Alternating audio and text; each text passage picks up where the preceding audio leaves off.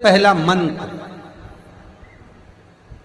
अक्षर नहीं पूछा, मंत्र। दुनिया का सबसे पहला मंत्र जिस समय पर ब्रह्मा और विष्णु शंकर को जानने के लिए पर्वत घुमा रहे थे, उस पर्वत को घुमाने से जब अग्नि का खंभ प्रकट हुआ था, उस खंभ में शंकर का जो प्रतिबिंब प्रकट हुआ था, उस प्रतिबिंब के 5 मुख थे। कितने मुख हैं? 5।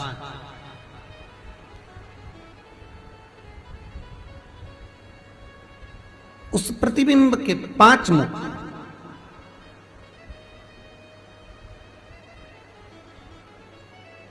करें आप लोग पशुपतिनाथ के दर्शन करें, किसी नेपाल अगर गए होंगे तो वहां अगर आप दर्शन करेंगे भगवान शंकर का 5 मुख का दर्शन हो जाता है। ठीक है,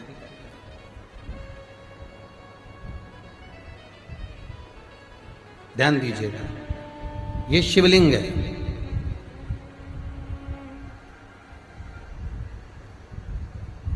इसका जो भाग है मध्य, जब भगवान ब्रह्मा और भगवान विष्णु ने जब मंथन किया, उस मंथन में जो अग्नि का खंभ प्रकट हुआ, उस खंभ में से सबसे पहला शिवलिंग प्रकटा था।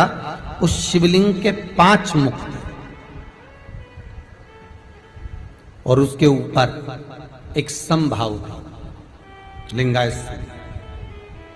ओम का नाद यहां प्रकटा था। शिव जी का जो शिवलिंग होता है उसका अग्र भाग, ऊपर का भाग, ओम का नाद यहां प्रकट होता है। और बाकी के जो 5 मुख हैं उन्होंने एक एक अक्षर प्रदान करा। नमः, न, मह और 3 ने दिया शिवाय। तो दुनिया का सबसे पहला जो मंत्र है ओम नमः शिवाय, दुनिया का सबसे प्रथम मंत्र, सबसे पहला पंचाक्षर मंत्र।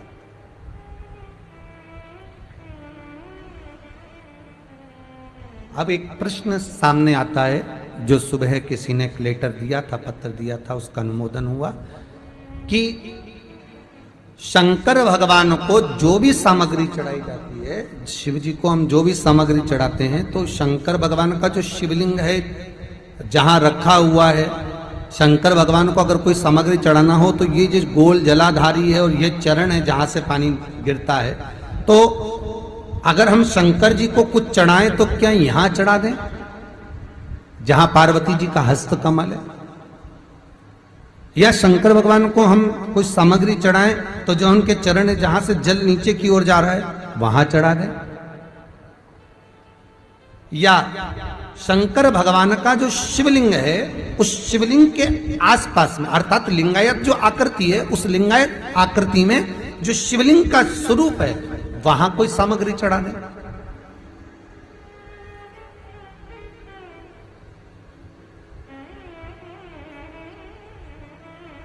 स्वीकार करेंगे भगवान?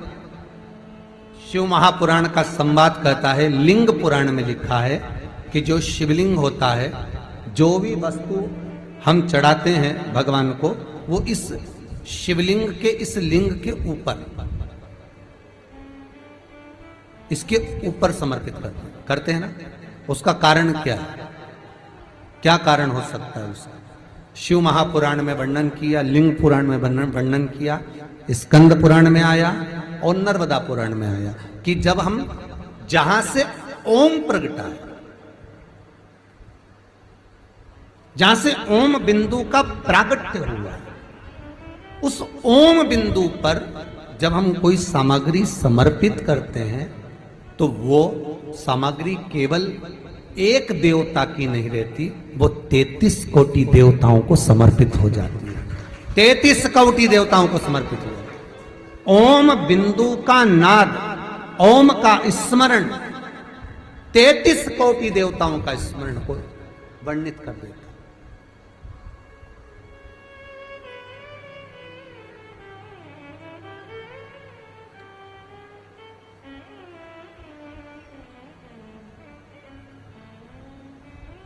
महाराज और सरल भाषा में ले लो, नामदेव जी महाराज ने रोटी बनाई, रोटी लेकर चले गया कुत्ता, स्वान। नामदेव जी उसके पीछे घी की कटोरी लेकर चले गए थे। किसी ने पूछा, गुरुदेव आप घी की कटोरी कहाँ ले जा रहे हो? तो कहा नारायण भोजन कर लेंगे, इसलिए रूखी रोटी खा लेंगे, इसलिए घी लगाने जा रहा हूं। ना जाने किस वेश में नारायण मिल गए। पूरे प्रतिबिंब में एक स्थान शिवलिंग का जो ऊपर का भाग है वो महाराज स्वयं 33 कोटि देवताओं का स्थान है। शंकर के साथ वो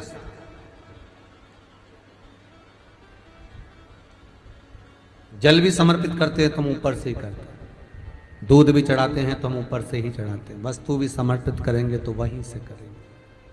अब कितना अंतर है आप देखिएगा जरा। हो राम मंदिर में जाओगे, कृष्ण मंदिर में जाओगे, देवी मंदिर में जाओगे, शनि महाराज के मंदिर में जाओगे, बृहस्पति के मंदिर में जाओगे, दत्त मंदिर में जाओगे, जिस मंदिर में जाओगे वहां पर जो चीज भी चढ़ाओगे वो चरणों में चढ़ाओगे, पर शंकर को जो चीज चढ़ेगी वो शिवलिंग के ऊपर शिखर भाग में, जिससे सबको समर्पित हो।